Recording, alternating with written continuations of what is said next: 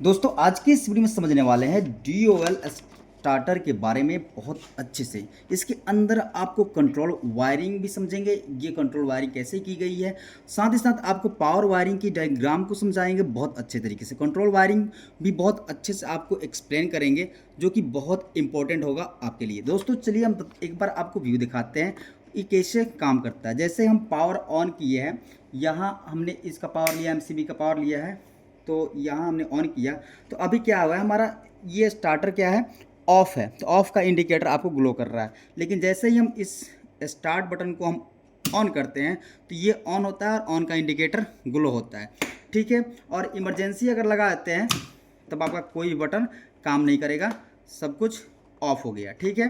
तो ये कैसे वायरिंग हुई है उसको हम समझेंगे बहुत अच्छे तरीके से, प्रॉपर वे में डायग्राम के माध्यम से समझते हुए। दोस्तों आपको ये कंट्रोल वायरिंग समझना बहुत ज़रूरी है।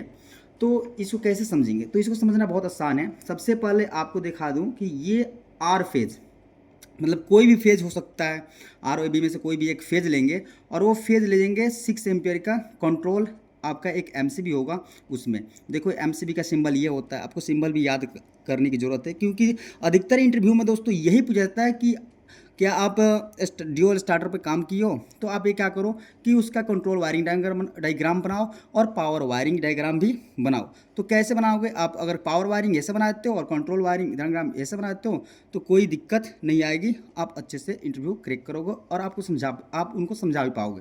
तो देखो दोस्तों, समझाने के लिए आप ये वीडियो देखो, पूरी अच्छी तरह समझ में आएगा, एक एक पॉइंट भी नहीं छोड़ने वाले हैं।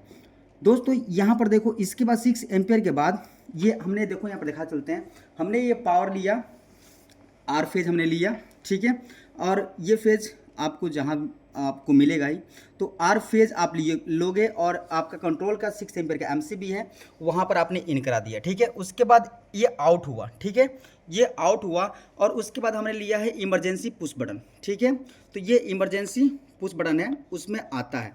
तो इमरजेंसी पुश बटन में यहाँ पर आया और इमरजेंसी पुश बटन कुछ इस प्रकार से दिखता है और इसमें NC एलिमेंट लगे होते हैं, ठीक है। NC हमने एक NO एलिमेंट भी लगाया है, ये क्यों लगाया है आपको बाद में बताऊंगा। तो अभी देखो हमने क्या कर दिया, यहाँ पर NC में दिया और NC के बाद आउट होता है। देखो यहाँ पर इमरजेंसी पुश बटन है और ये NC है, NC मतलब ये सटा हुआ है, इसका सिंबल कुछ इस तरह से होता है। उसके बाद जाता है डायरेक्ट ओवरलोड रिले को। ओवरलोड रिले कहाँ है, तो कंटेक्टर में ओवरलोड रिले लगा होता है। जैसे कि आप देख सकते हैं ये कंटेक्टर है और उसके जस्ट उसमें आपको ओवरलोड रिले लगा हुआ है, ये ओवरलोड रिले है। तो ये कहाँ जाता है, उसके बाद ये जाता है ओवरलोड रिले के 95 नंबर पे, ठीक है। तो यहाँ से जो तार निकलेगा NC से आउट होगा, वो जाएगा 95 नंबर NC टर्मिनल पर, ठीक है। ये 95 है, देख सकते हैं आप 95, और यहाँ पर आके कनेक्ट हो गया है, ठीक है। और 95 के बाद 96 से आउट होता है। देखो 95 से के बाद 96 से आउट होता है और वो जाता है NC पुश बटन, जो कि स्टॉप का पुश बटन होगा, ठीक है। तो यहाँ से आउट हुआ 95 के बाद 96 से आउट हुआ 96, देखो यहाँ पर लिखा हुआ 96, ठीक है। ये 96 लिखा ना, तो 96 से आउट होता है और ये जाता है कहाँ पर, आपका NC पुश बटन पे। NC पुश बटन आपको सॉरी स्टॉप पुश बटन पर, जिसमें NC एलिमेंट लगा होता है, ठीक है। इसको आप दबाओगे तो ये क्या करेगा, यहाँ से पावर यहाँ नहीं जाने देगा, ठीक है। उसके बाद NC के बाद कहाँ जाता है, आप इसको छोड़ो, आप NC के बाद आउट होता है और डायरेक्ट जाता है NO पुश बटन पे। कहाँ जाता है, NO पुश बटन पे। तो इसके बाद कहाँ से आ गया, इसके बाद आता है पावर NO पुश बटन पे। NO पुश बटन क्या होता है, स्टॉप का होता है, स्टार्ट के लिए। जैसे आप स्टार्ट कमांड दोगे, स्टार्ट हो गया, ठीक है। अब इसको यहाँ से ऑफ कर दो, तो ऑफ का इंडिकेटर जल गया, ठीक है। तो यहाँ NO पर आता है, जो कि स्टार्ट का पुश बटन है, वहाँ पर आया।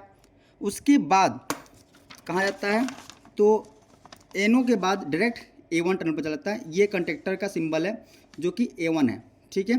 कंटेक्टर का जो कॉइल का सिंबल होता है वो कुछ इस तरह से दिखाया जाता है। तो आप A1 और A2 इसमें होते हैं। तो देखो यहाँ पर कॉइल दिखा दूँ आपको, यहाँ पर क्या आता है A1 और A2, कुछ आपको यहाँ पर दिखेंगे कंटेक्टर के कॉइल पे A1 और A2। तो क्या होता है दोस्तों, यहाँ से NO से जो आउट होता है वो जाता है A1 पे, कंटेक्टर के A1 पे। तो देखो एनो से जो आउट हुआ, मतलब कि एनो पुश बटन से जो आउट हुआ स्टार्टिंग पुश बटन से, वो जाता है डायरेक्ट कहाँ पर जाता है, देखो नज़दीक दिखाओ, ये जाता है डायरेक्ट A1 पर। कहाँ आता है, A1 पे। A1 जुड़ गया। यहाँ तक समझ में आ गया, यहाँ तक समझ में आ गया। इसके बाद दोस्तों क्या होता है, होल्डिंग दिया जाता है इसको। क्या किया था, होल्डिंग। तो होल्डिंग के लिए एनो पुश बटन के एनो पुश बटन के इनपुट से हम एक तार लेते हैं। एनो पुश बटन के इनपुट से एक तार लेते हैं। तो एनो देखो, एनो पुश बटन कहाँ है, स्टार्ट का पुश बटन ये है एनो, और इसके इनपुट मतलब कि एनसी के आउटपुट और एनो के इनपुट। देखो ये एनसी है, एनसी के आउटपुट मतलब स्टॉप का आउटपुट, और एनो जो है स्टार्ट का इनपुट जो है सेम है। तो यहाँ पर से एक तार लिया जाता है और उसको ले जाया जाता है कहाँ पर, डायग्राम में देख लीजिए, उसको ले जाता है कंडक्टर के एनो टर्मिनल पर, कंडक्टर के एनो पे। कंडक्टर कौन सा है, ये कंडक्टर है, और इसमें एनो नहीं दिया है, तो एनो के लिए हमने क्या लिया है, एड ऑन ब्लॉक। क्या लिया है, add on block. Add on block पर देखोगे तो ये एनो है जो कि 54 और 53 क्या है, एनो कंटेक्ट है, और जो अपना एनसी है 61 और 62 क्या है, आपका एनसी कंटेक्ट है। तो जब आपका एनो पर लाना है, कहाँ पर लाना है, एनो पर। एनो पर ला दिए, इधर के पॉइंट एनो पर ला देखो इधर का पॉइंट जो है एनो पर ला दिए, और एनो से आउट होता है तो कहाँ जाता है, एनो से आउट होता है वो जाता है A1 पे। कहाँ जाता है, A1 पे। तो यहाँ से होल्डिंग होती है, एनो से जो आउट होता है वो जाता है कहाँ, जाता है A1 पे। देखो यहाँ पर देखोगे ये वाइट वाला भी वायर कहाँ जुड़ा है, A1 पर जोड़ दिया गया। तो यहाँ तक कंप्लीट हो गया, यहाँ तक कंप्लीट हो गया, कोई डाउट नहीं।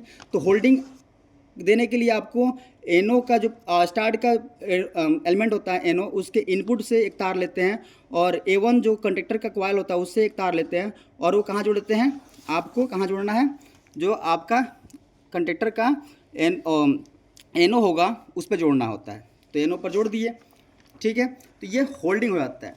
अब होता है दोस्तों कि इसमें आपको इंडिकेटर होते हैं। क्या होते हैं, इंडिकेटर होते हैं स्टार्ट, स्टॉप, ट्रिप और इमरजेंसी के। ये दोनों आपको देने की आवश्यकता है तो दे सकते हैं, इसकी वायरिंग अलग से मैं समझाऊंगा अभी जस्ट इसी वीडियो में। तो अभी स्टार्ट और स्टॉप का इंडिकेटर समझते हैं। तो स्टार्ट के इंडिकेटर के लिए क्या करना होता है, A1 से ही एक वायर लेते हैं, कंडक्टर के A1 से ही एक वायर लेते हैं, और स्टार्ट के जो इंडिकेटर होता है उस पर ले जाकर जोड़ देते हैं। तो देखो यहाँ से क्या करते हैं, A1 पर देखो ये कंडक्टर है, और कंडक्टर के A1 से एक तार, देखो नज़दीक से दिखाओ, A1 से एक तार लेते हैं ये वाला रेड वायर, और इसको ले जा करके हमने एक इंडिकेटर दिया है, इसको हमने माना है स्टार्ट इंडिकेटर, ठीक है। और न्यूट्रल क्या करते हैं, सबको कमेंट करते हैं, बाद में न्यूट्रल को समझाऊंगा। फिर स्टॉप के इंडिकेटर के लिए हम यूज करते हैं, देखो स्टॉप के इंडिकेटर के लिए एनसी से जो पावर, देखो जो आपका एनसी पुश बटन है उसके आउटपुट से हम एक वायर लेते हैं, और उसको ले जाते हैं कंडक्टर का जो आपका जो कंडक्टर का एड ऑन ब्लॉक है उस पर एनसी जो होगा उसके ऊपर ले जाते हैं, और उससे आउट होकर के स्टॉप इंडिकेटर को देते हैं। तो देखो हम क्या किए हैं, तो एनसी के आउटपुट मतलब वो एनो का इनपुट हुआ, तो वहाँ से ऑलरेडी तार कहाँ आया हुआ है, यहाँ पर आया हुआ है, देखो यहाँ पर आया है ना। तो यहीं से लूप बना करके हम क्या कर देते हैं, यही पावर दे देते हैं आपका 62 नंबर जो कि एनसी है, ठीक है। तो मतलब कि यहाँ से आपने ये तार जोड़ दिया, यहाँ पर ऑलरेडी आपका ये वाला वायर यहाँ पर आया हुआ है, तो हमने क्या कर दिया है, और यहाँ से ऑलरेडी तार यहाँ पर आया हुआ, तो यहीं पर लूप बना करके हमने क्या कर दिया है, इस जो ये एनसी है इसको दे दिया है, ठीक है। और एनसी जो है 61 नंबर से आउट होता है और वो जाता है स्टॉप के इंडिकेटर को, ठीक है, स्टॉप के इंडिकेटर को। और बाकी जो न्यूट्रल होता है, इंडिकेटर को भी न्यूट्रल कंबाइन कर दिया गया, लूप कर दिया गया, और दूसरे इंडिकेटर को भी लूप करके फिर जो कंडक्टर है इसको भी A2 टर्मिनल पर क्या करते हैं, अपना न्यूट्रल जोड़ देते हैं। देखो न्यूट्रल हम कंडक्टर के A2 को जोड़ दिए, स्टार्ट के इंडिकेटर को भी जोड़ दिए, और स्टॉप के इंडिकेटर को भी जोड़ देते हैं, ठीक है। और बाकी जो ट्रिप का और इमरजेंसी का इंडिकेटर है उसको हम कैसे करते हैं उसको समझ लेते हैं। दोस्तों ये ट्रिप का इंडिकेटर जोड़ने के लिए बहुत आसान होता है, और इमरजेंसी का इंडिकेटर जोड़ने के लिए बहुत आसान होता है। हमारे पास अलग से 2 इंडिकेटर है, इसको आपको ऑलरेडी दिखाता हूँ कि हमने न्यूट्रल को शॉर्ट कर रखा है, ठीक है, और न्यूट्रल से एक तार लिया है, उसको ले जाकर क्या करते हैं, जो इसमें ऑलरेडी न्यूट्रल है उसमें जोड़ देते हैं, और अभी पावर करते हैं ऑफ। और इसमें क्या करते हैं, न्यूट्रल वाले पर न्यूट्रल को जोड़ लेते हैं। बने रहिए वीडियो में, बहुत अच्छे से आपको पूरा क्लियर हो जाएगा, कोई डाउट नहीं रहेगा। अगर एक्स्ट्रा आपको बताना है तो आप बता सकते हो, क्योंकि ये एक्स्ट्रा जानकारी भी आपको होनी चाहिए कि अगर पॉइंट आपको जोड़नी है, अगर इमरजेंसी का भी इंडिकेटर लगाना है और आपको जो ट्रिप का इंडिकेटर है उसको भी लगाना है, तो कैसे लगाएंगे। तो हम क्या करते हैं, जो हमारा इमरजेंसी का इंडिकेटर है हम इसको ले लेते हैं, इस वाले बल्ब को। तो इंडिकेटर को देखो, इमरजेंसी के इंडिकेटर के लिए क्या करना पड़ेगा, इमरजेंसी पे आना पड़ेगा। ठीक है, तो इमरजेंसी पे आए और यहाँ पर ऑलरेडी हमने एक एनो एलिमेंट ले रखा है और इसको पावर दे रखा है, जो हमारा मेन पावर आ रहा है यहाँ पर कंट्रोल का, वो आ रहा है, उसी में से लूप बना करके हमने यहाँ पर दे रखा है। और इसका जो आउटपुट होगा उस पर ले जा करके हम एनो के आउटपुट पर जो इमरजेंसी में है उस पर कनेक्ट कर देंगे, तो ये इमरजेंसी इंडिकेटर को शो करेगा। ठीक है, तो ये हो गया इमरजेंसी का। उसके बाद जो ट्रिप के लिए है, ट्रिप के लिए क्या होता है, यहाँ पर ट्रिप का पॉइंट होता है।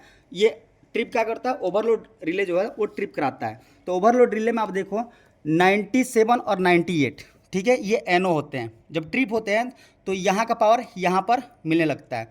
तो हम क्या करते हैं, जो अपना एक वायर लेते हैं, एक छोटा सा वायर का टुकड़ा लेते हैं, ये लिए, और जो 95 है वो कॉमन होता है, यहाँ पर क्या करते हैं, एक लूप बना करके वायर को यहाँ जोड़ लेते हैं। ठीक है, ये हमने यहाँ पर जोड़ दिया और इसको हम क्या करते हैं 97 पर जोड़ सकते हैं या 98 पर जोड़ सकते हैं, कहीं भी जोड़ सकते हैं। हम 97 पे जोड़ लेते हैं। ठीक है, 97 पे जोड़ लेते हैं। ठीक है, ये हमने लूप दे दिया। उसके बाद ये जब ट्रिप होगा तो यहाँ का पावर यहाँ पर आएगा, तो इस जो हमारा ट्रिप का इंडिकेटर है उसका जो कनेक्शन हम कहाँ कर लेते हैं, 98 पे कर लेते हैं। देखो यहाँ पर 97 और 98 दिख गया आपको, और इसको हम ट्रिप का इंडिकेटर कनेक्ट कर देते हैं। Clear, all clear. एक बार चला कर दिखाते हैं, फिर इस डायग्राम में भी इसको कंप्लीट करके आपको दिखाते हैं, फिर समझ में आ जाएगा पूरा क्लियर। ठीक है, तो अभी क्या करते हैं, एक बार चालू करते हैं, पावर करते हैं ऑन। अभी कौन सा इंडिकेटर चल रहा है, इंडिकेटर को सेट कर देते हैं पहले। देखो स्टार्ट, स्टॉप, इमरजेंसी और ये ट्रिप, सारे इंडिकेटर को हमने यहाँ पर रख दिया है, आपको समझ में आ जाएगा। तो अभी क्या करते हैं, पावर ऑन करते हैं। अभी कौन सा इंडिकेटर चल रहा है दोस्तों, ये है स्टॉप का। ठीक है, ये है स्टॉप का इंडिकेटर। अभी क्या करते हैं, हम पावर को करते हैं, कंडक्टर को करते हैं ऑन, मतलब कि अपना स्टार्टर को करते हैं ऑन। ऑन के लिए यहाँ पर पुश बटन है, ये स्टार्ट का, इसको दबाते हैं। ऑन होते ही इमरजेंसी का इंडिकेटर बंद हो गया और ये वाला इंडिकेटर चालू हो गया, स्टार्ट का इंडिकेटर चालू हो गया। अब क्या करते हैं, हम करते हैं इमरजेंसी लगाते हैं। क्या लगाते हैं, इमरजेंसी। तो इमरजेंसी यहाँ पर है, इमरजेंसी को हम जैसे ही बंद करेंगे तो ये बंद हो जाएगा और पूरा पावर इधर का कट जाएगा और केवल इंडिकेटर जलेगा इमरजेंसी का। जैसे लगाते हैं, देखो क्या हुआ, इमरजेंसी का इंडिकेटर जल गया, पूरा कंडक्टर ऑफ हो गया, पूरा कंडक्टर ऑफ हो गया। एक बार फिर दिखाते हैं, इमरजेंसी हटाते हैं, यहाँ से ऐसे घुमाते हैं तो क्या होता है, इमरजेंसी हट जाता है। हटते ही स्टॉप का इंडिकेटर जल गया। स्टार्ट करते हैं, स्टार्ट हो गया कंडक्टर। अब इसको क्या करते हैं, ऑफ करते हैं, ऑफ इमरजेंसी लगाते हैं तो डायरेक्ट ऑफ हो जाएगा। ठीक है, इमरजेंसी मतलब इसको दबा देते हैं तो इमरजेंसी लग जाता है, इंडिकेटर जल गया। अब क्या करते हैं, हम इसको करते हैं एक बार रन। अब रन कर दिए। अब ओवरलोड के कारण क्या हो गया, अपना मोटर ट्रिप कर गया। ट्रिप का मतलब होता है आपका ये बटन यहाँ पर देख रहे हो, ये जल गया। तो यहाँ ये ट्रिप होगा कब, जब ओवरलोड कंडीशन आएगा तब। यहाँ पर ये स्टॉप और रीसेट का बटन दे रखा है। ठीक है, इसमें आपको ट्रिप का सिस्टम के लिए आपको दिखाता हूँ यहाँ पर। तो दोस्तों क्या करते हैं, अभी जस्ट आपको दिखा देते हैं, यहाँ से ये होता है, नज़दीक दिखाओ, ये स्टॉप का है और ये रीसेट का है। तो यहाँ से आप इसको नहीं कर सकते हो। ट्रिप जब होता है तो इसके अंदर क्या होता है, कंटेक्ट होते हैं, ओवरलोड कंडीशन होता है तो ट्रिप होता है। तो ट्रिप के कंडीशन के लिए आप क्या करते हैं, यहाँ पर देखो टेस्ट दिख रहा है, टेस्ट के लिए यहाँ पर पॉइंट दे रखा है, इसमें नोब होता है, इसको आप जस्ट स्लाइड करोगे तो ये ट्रिप का इंडिकेटर भी दिखाते रहो। जैसे हम स्लाइड करते हैं, इसको क्या करते हैं, स्लाइड करते हैं, जस्ट ट्रिप हो गया, ट्रिप का इंडिकेटर ग्लो हो गया। अब इसको क्या करते हैं, रीसेट करते हैं, रीसेट करते ही क्या हुआ, इंडिकेटर हो गया बंद और ये ऑफ का इंडिकेटर चालू होगा। तो कैसे इसको टेस्ट करते हैं, नज़दीक दिखाओ, इसका टेस्ट भी समझ लीजिए। इसको क्या करते हैं, यहाँ पर पॉइंट है, इसको क्या करते हैं अंदर में इसको स्लाइड करना पड़ता है, लिखा भी है ऐसे घुमाओ तो ट्रिप का पॉइंट भी आ गया और ट्रिप का इंडिकेटर भी देखो यहाँ पर ग्लो कर गया। तो आपको यहाँ तक तो पूरा क्लियर समझ में आ गया होगा। अब इसकी डायग्राम में क्या करते हैं, जो भी आपने ये वायरिंग किया गया लास्ट में, उसको आप क्या करते हैं, हम एक बार समझाते हैं। तो देखिए यहाँ पर सिंपल है, हमने क्या किया है, ट्रिप के लिए समझते हैं। तो यहाँ पर देखो, यहीं से जो पावर आया हुआ है, इस पावर को हमने एक ओवरलोड रिले का एनो कॉन्टेक्ट यूज कर लिया है। ठीक है, ओवरलोड रिले का एनो, OLRNO, ठीक है। और यहाँ से जो पावर आता है उसको ले जा करके हमने ट्रिप इंडिकेटर को दे दिया है। इस डायग्राम को कंप्लीट कर लेते हैं। हल्की डायग्राम है लेकिन हम इसको थोड़ा सा पूरा क्लियरिटी के साथ समझा रहे हैं कि कोई भी डाउट ना रह पाए। अब इसको इमरजेंसी के लिए क्या किया है, तो इमरजेंसी के लिए आपने क्या किया है, यहाँ पर देखो इसी इमरजेंसी में आपका एक NC है और एक NO एलिमेंट लगा रखा है। तो यहाँ पर क्या रखा है, एक NO एलिमेंट भी है इसी के साथ। ठीक है, जब इमरजेंसी ये ऑन होगा तो इसको भी यहाँ से दबाओगे तो ये प्रेस होकर के इसको टच करेगा। ठीक है, और टच करने के बाद आपका ये पावर कहाँ पर आ जाएगा, ये आ जाएगा इमरजेंसी इंडिकेटर को। ठीक है, तो ये क्लियर हो गया पूरा अच्छी तरीके से। जब ये नज़दीक रहता है, इतना दूर हमने बना दिया है, ये यहाँ पर बना सकते हो, ये NO है, इसी का NO है। ठीक है, ये जैसे ही आप दबाओगे तो एक इसको भी दबाएगा और साथ साथ इसको भी दबाएगा। ठीक है, तो ये दूर रहता है पॉइंट, इसको वो टच करा देता है। ठीक है, तो क्लियर हो गया पूरा अच्छे तरह से। अब बात करते हैं पावर वायरिंग। तो पावर वायरिंग सिंपल होता है, पावर वायरिंग बहुत कोई दिक्कत नहीं है। RYB 3 फेज यहाँ पर क्या करते हैं, A1 L1 L2 और L3 पर क्या करते हैं, कनेक्ट कर देते हैं।